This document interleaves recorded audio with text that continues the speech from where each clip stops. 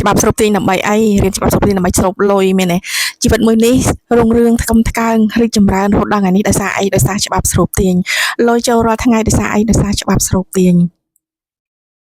ជម្រាបសួរបងប្អូនទាំងអស់គ្នាជាទីគោរពស្រឡាញ់ថ្ងៃនេះចង់មកនិយាយអំពីវិធីទាញថាមពលដើម្បីទទួលបានអភិនិហាទៀតហើយចានៅក្នុងច្បាប់ស្រូបទាញគេនិយាយពីរឿងស្រូបងាយស្រូបបែបអភិនិហាទទួលអ្វីៗបែបអភិនិហាបើសិនណាជាចូលធម្មតាបើសិនណាជាចូលបែបគេហៅថាសាមញ្ញ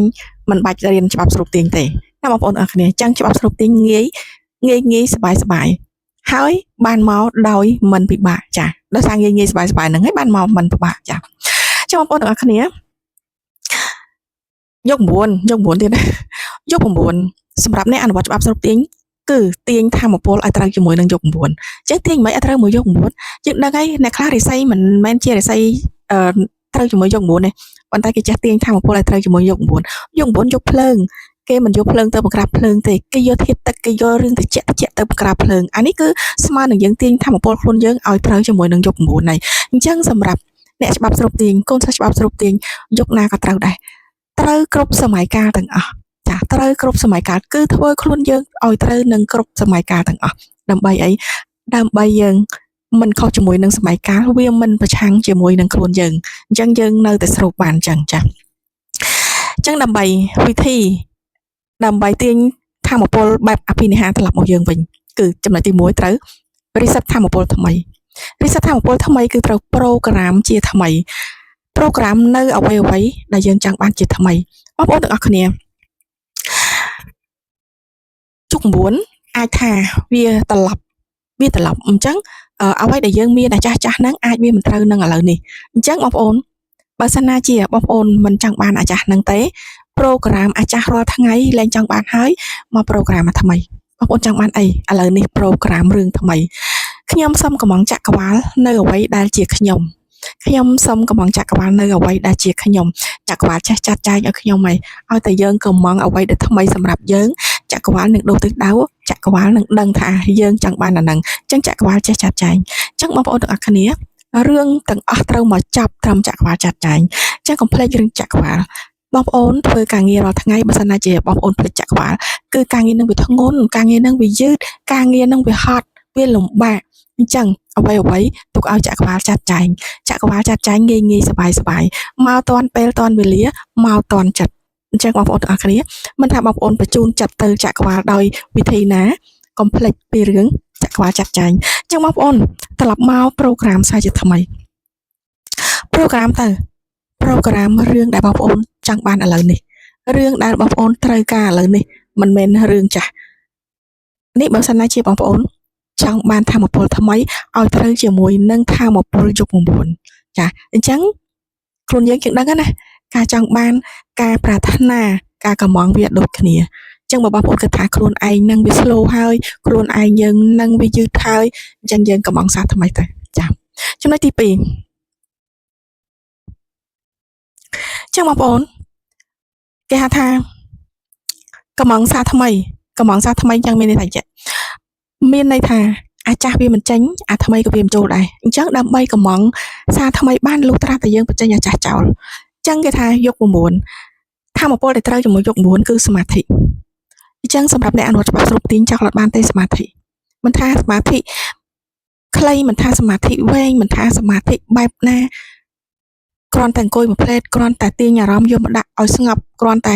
យើងដឹងហើយរបៀបសមាធិរបស់អ្នកច្បាប់ស្រូបទាញគឺមិនមែនទៅសមាធិទៅនិព្វានអីដូចអ្នកកាន់ធម៌កាន់អាកាន់សិលអីដូចព្រះសង្ឃដូចដូនជីអីគាត់សមាធិដើម្បីទៅនិព្វានទៅរសិលរអាធម៌អាណានោះទេយើងសមាធិគឺសមាធិដើម្បីចាប់ខ្លួនឯងសមាធិដើម្បី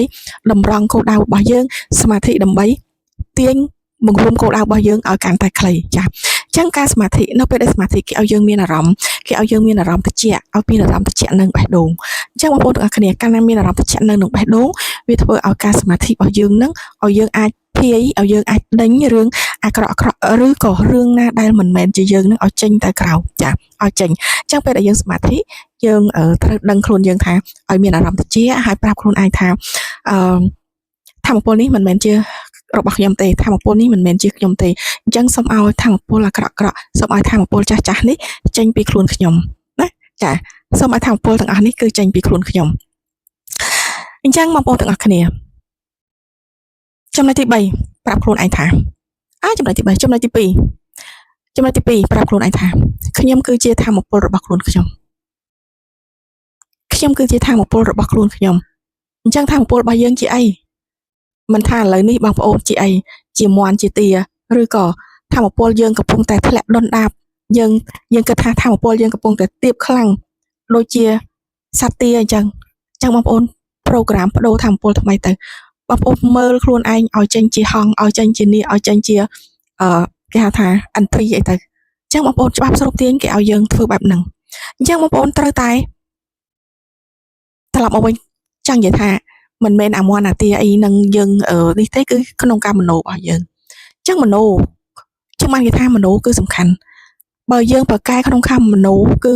អ្វីគោលដៅរបស់យើងនឹងងាយនឹងឆាប់នឹងដល់លឿនជាងមុនអញ្ចឹងការមโนរបស់យើងគឺយើងមโนទៅបើបងប្អូនមិន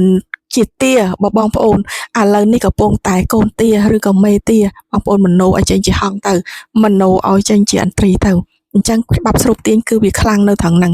បងប្អូនទាំងអស់គ្នាមโนឲ្យឃើញខ្លួនឯងជោគជ័យមโนឲ្យឃើញខ្លួនឯងមានជីវិតថ្មីមโนឲ្យឃើញខ្លួនឯងคล้ายទៅជាអន្ត្រីទៅចាអញ្ចឹងបងប្អូនខ្លួនយើងគឺជាមេភ្លើង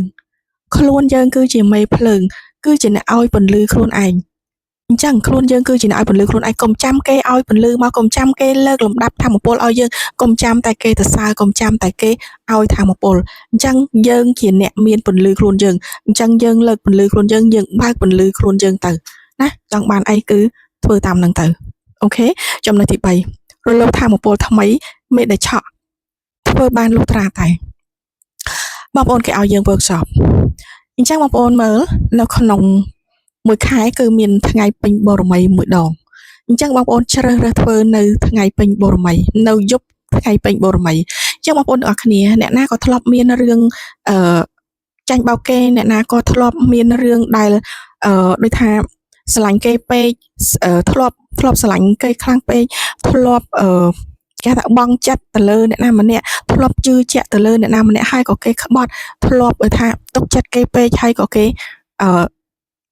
ឯផ្សេងអារម្មណ៍បែបហ្នឹងអ្នកណាក៏ធ្លាប់មានដែរចាអារម្មណ៍បែបនេះអ្នកណាក៏ធ្លាប់មានដែរអញ្ចឹងបងប្អូនទាំងអស់គ្នាគេឲ្យយើងជ្រើសរើសថ្ងៃពេញបូរមីនៅយប់ថ្ងៃពេញបូរមីបងប្អូនសម្លឹងទៅប្រច័ណ្ឌ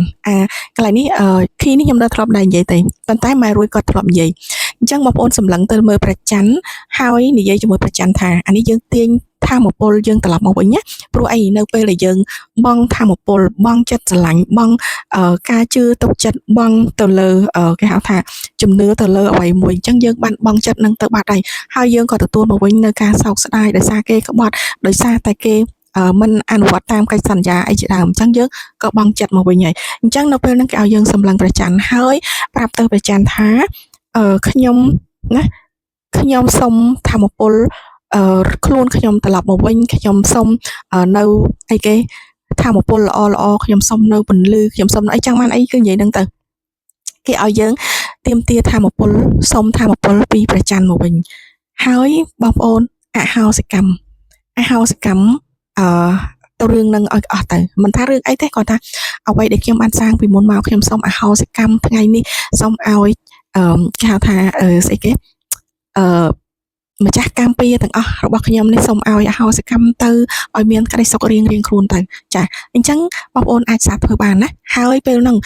យំលងតាមួយថ្ងៃពីរថ្ងៃមកបងប្អូននឹងមានអារម្មណ៍ល្អនឹងមានអារម្មណ៍ប្លែកគឺថាលំដាប់ធម៌ពលរបស់យើងនឹងអាចលើកឡើងមកវិញបានអញ្ចឹងណាចាអញ្ចឹង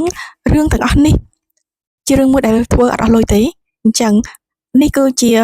នីតិវិធីនេះគឺជាគន្លឹះនេះគឺជាខ្លីៗតូចដែលបងប្អូនអ្នកអនុវត្តច្បាប់សុខទាញត្រូវតែធ្វើឲ្យគ្រប់ធ្វើឲ្យសព្វហើយ